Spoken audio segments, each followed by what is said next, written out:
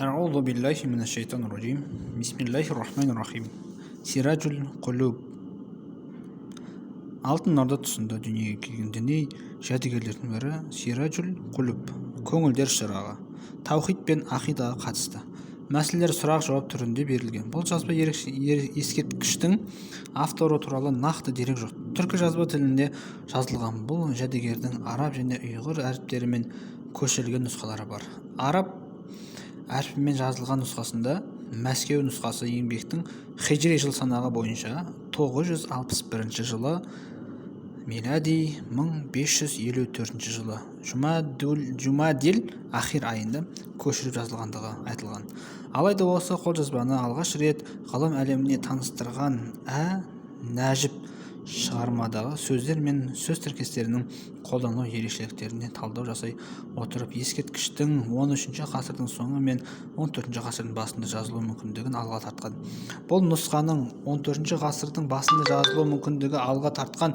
Бұл нұсқаның Алтын Орда тұсында дүниеге келген Махмуд Кердерінің жұмақтардың ашық жолы, Рабғузидин пайғамбарлар қиссасы секілді харизмдік ескерткіштердің жазылу мәнеріне сай келетіндігі көптеген ғалымдар тарапынан мойындалған. Сондықтан да ең ескі нұсқалардың бірі ретінде саналатын Мәскеу нұсқасында 1554 жыл деген хижри жыл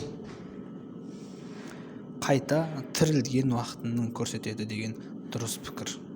Түркі жазба тілінде жазылған бұл еңбекті әр жылдары Нәжіп, Шербак, Глаусон, Тоған, Фазилов, Гайнетдинов, Топарлы секілді ғалымдар зерттеп өз пікірлерін білдірген.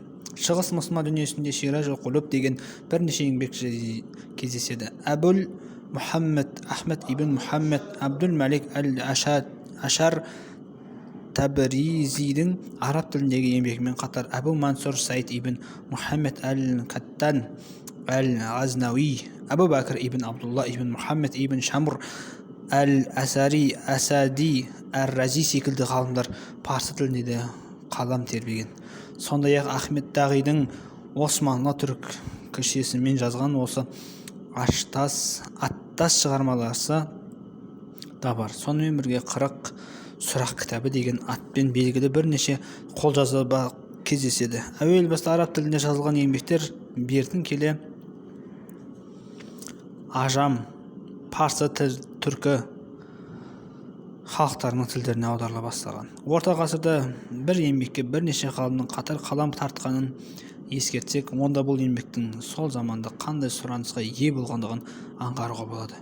Әрі Ахмет Жүнейкидің Ақиқат сыйы, Жүсіп Баласағұн құтты білік шығармалары секілді түркі жазба тілінде араб һәм ұйғыр әріптермен қатар жазылғандығы соны меңзейді. Діндегі ең негізгі мәселе таухид пен ақида. Діни көзқарас пен таным мәселелерін толық ергенмейінше шынайы кемелдену болмайды. Шариғат амалдары қаншалықты толық атқарылып жатса да, діни көзқарас ақиқатқа негізделмейінше адасу көп болатындығын ғалымдар жарыса отырып жазған. Сондықтан да сұрақ-жауап түрінде берілген бұл еңбекте әлемнің жаратылысынан бастап пенденің алдындағы ғұмырлық міндеттеріне дейін кеңінен қамтылған. Көрдіңіздер ме? Соның біріншісі көңілдер шырағынан, Сираджул Құлубтан үзінділер дейді. Аса қамқор, ерекше мейірімді Алланың атымен бастаймын. Әлемдердің жаратушысы Аллаға мадақ болсын. Иман келтіргендердің ақыреті абад және елшісі Мұхаммед пен оның отбасына салауат болсын. Бұл кітапта бұрынғы өткен адамдардың бастан өткен қиссалары туралы сөз болады. Әлемнің патшасы аса құдіретті көкті жаратты. Батыстан шығысқа дейін, ең биіктен ең жақынға дейін жаратты. Бұл кітаптың бәрі сұрақтан тұрады. Жауаптары сауапқа лайық. Жауаптары негізінен Жәбірейіл Тәңірінің аса құдіретті әмірімен түсіп, Расуллаға, Алланың оған сәлем болсын, үйреткені еді. Көп ғажайыптарды баяндап берді. Бұл сұрақтарды сахабалардан сұрады, бірақ мұсылмандар әмірі Әли, Алла одан разы болсын, ғана жауап берді. Бұл кітаптың аты Сираджул Құлуб, мағынасы көңілдер шырағы. Оқығанға, естігенге пайдасы өте көп. Араб тілінде еді. Үйренуге оңай болсын деп түркі тіліне тәржімаладық. Араб тілін білген өзі оқып пайда алғанымен де арабша білмейтіндер бұдан үлессіз қалатын еді. Кімде-кім бұл Сиражул Құлубты оқыса, дүниеден бас тартып, ақыретке бет бұрады. Неше түрлі ілім үйреніп, ғалым болады және қиямет күнінде ғалымдар қатарында болып құрметке бөленеді екен. Сондықтан да оқыған кезде бізді жақсы дұғамен еске алар деген үмітпен осы кітапты жаздық. Алла баршаларыңызға разы болсын. Үшінші сұрақ. Және сұрақ қойды: Жөйт, мына көктерді кім жаратты? Әрбірінің аты қандай, сипаты қандай? Көктегі періштелердің құлшылығы не? Аттары кім? Айтып бер деді. Жауап: Пайғамбар, Алланың оған сәлем болсын, алғашқы қабатты жасыл зүбәржаттан жаратты. Аты Барқиға. Барлық періштелер онда сәждеде жатады және тәсбіхлері мынау: Субхана, Субхана, Зил мульки уәл мәләкут. Олардың үлкендерінің аты Исмаил. Тағы бір періште бар, аты Раат, жаңбыр мен бұлтқа жауапты. Екінші қабат көкті нұрдан жаратқан, оның аты Ұлқын. Ондағы періштелердің бәрі рукукта тұрады. Оның тәсбісі мынау: Субхана, Зил иззати уәл джабарут. Олардың үлкенінің аты Арқайил. Тағы бір періште жаратты. Ол періштенің жартысы қардан, жартысы оттан. Қар отты өшірмейді. Оның аты Хабиб. Олардың тәсбісі мынау: Субхана мән әлләфә бәйнәл бәлқи уән нәри уәл ләфә бәйнә құлубул ибади. Үшінші қабат көкті қызыл жақұттан жаратқан, оның аты Қайтум. Ондағы періштелер намазда тұр.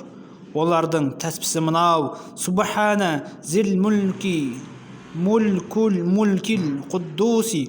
Олардың үлкендерінің аты Көкбайл. Төртінші қабат көкті жасыл моншақтан жаратқан, оның аты Тағун. Барлық періштелер тәшәһүдта тұрады. Олардың тәсбісі мынау: Субхана, Субханал маликил құддуси раббил мәләикәти уәр рух. Олардың үлкендерінің аты Мусбәйл. Бесінші қабат көкті жасыл жақұттан жаратқан, олардың аты Матфафил. Періштелерінің тәсбісі мынау: Субхана раббика шайин уә субханаху уә та'ала. Үлкендерінің аты Әсбәйил. Алтыншы қабат көкті сары жақұттан жаратқан, оның аты Рабиба. Ішінде періштелер жаратқан, олардың іші жаратушының мадағы. Тәсбісі мынау: Субхана халиқан нури субханаллахи ва бихамдихи. Олардың үлкендерінің аты Рухайил. Жетінші қабат көкті аппақ моншақтан жаратқан, оның аты Урина. Оның ішіндегі періштелердің бәрі қолдарын көтеріп тұрады.